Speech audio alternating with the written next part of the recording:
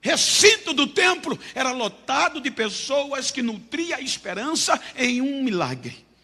E muitos deles corriam e era de montoar no tanque para, no agitar das águas, ter a esperança de ter um amigo que o conduzisse, jogasse ele dentro e pela Bíblia ele ser sarado.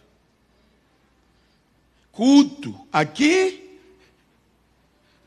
sem milagre nem dentro nem fora. Culto dentro, oração, sacrifício, mas não tinha Deus. Aí vem uma nova geração.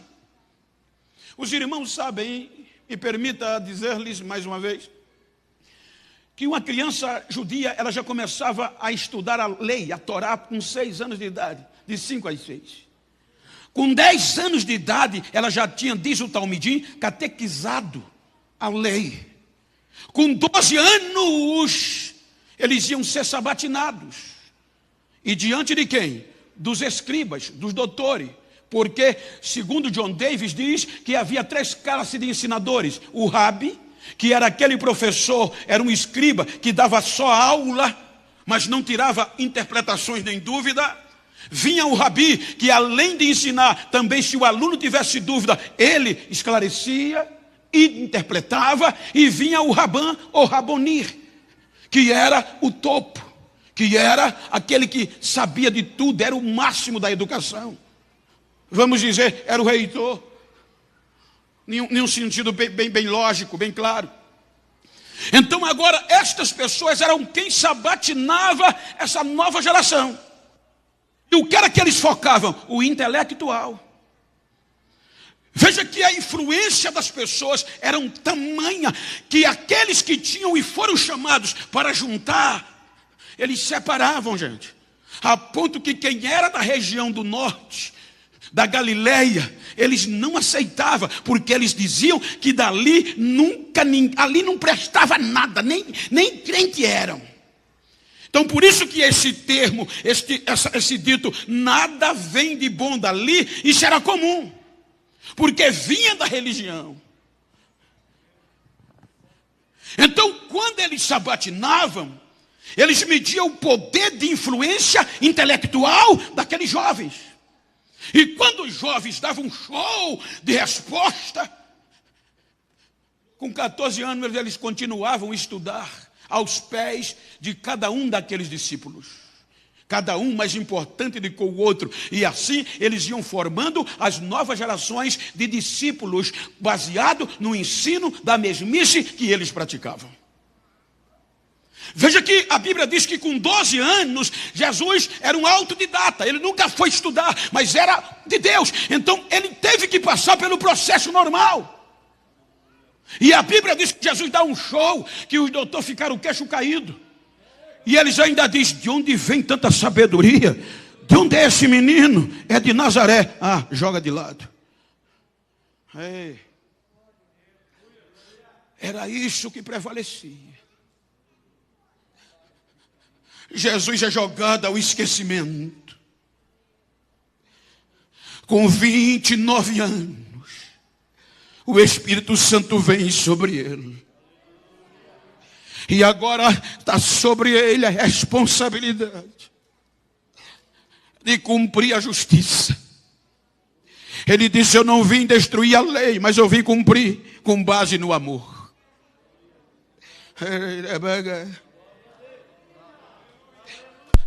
Então ele vai escolher qualquer empreendedor, aqui tem muitos, qualquer investidor de bom siso jamais faria o que Jesus fez. O maior projeto de divulgação era comum e era plausível. Ele ia a Jerusalém procurar alguém especializado em marketing, em publicidade, fazer como os discípulos do judaísmo, escolher os melhores dentre os melhores e formar um grupo capacitados para divulgar a maior mensagem que ia mudar, ia ser o divisor de água.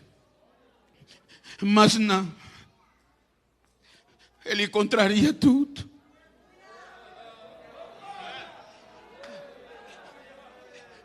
Ele vai escolher pescador. Ele vai escolher caipira, que não tinha diploma, que era rejeitado, não tinha um futuro acadêmico, não tinha anel no dedo, mas eram corajosos. Eles não tinham medo dos desafios.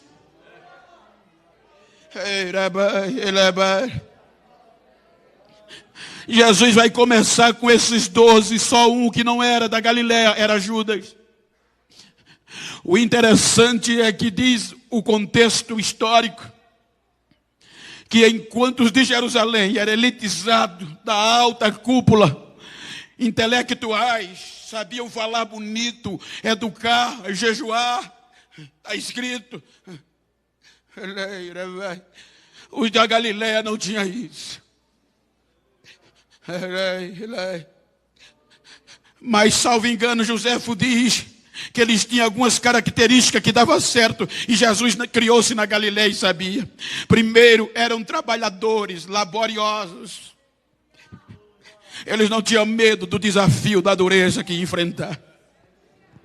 Segundo, eles eram resilientes. Se o vento, a tempestade os ferisse, mas não faziam eles desistir, eles se renovavam assim que a tempestade passava e entrava no mar de novo. E eles eram honrados, eles não se vendiam, eles davam mais valor à honra do que o dinheiro. Aí agora Jesus vai começar a pregar com esses homens o evangelho de amor e de desafios.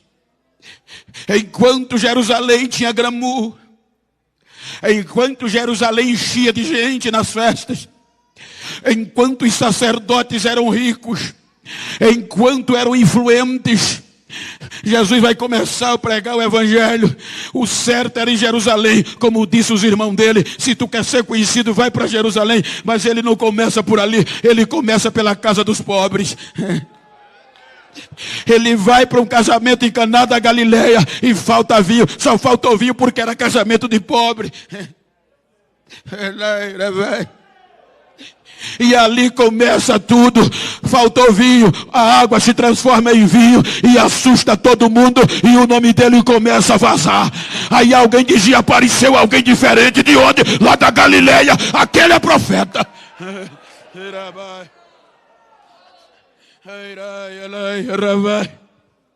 Pregando este evangelho, ele vai divulgando por Nazaré, é expulso de Nazaré, põe morada em Cafarnaum, na beira do mar. Agora, quem não tinha esperança começa a ter.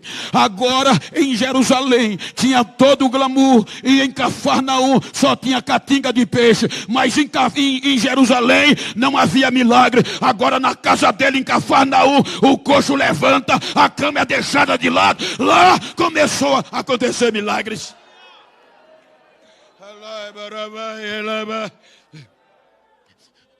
Ele vai levantando os caídos.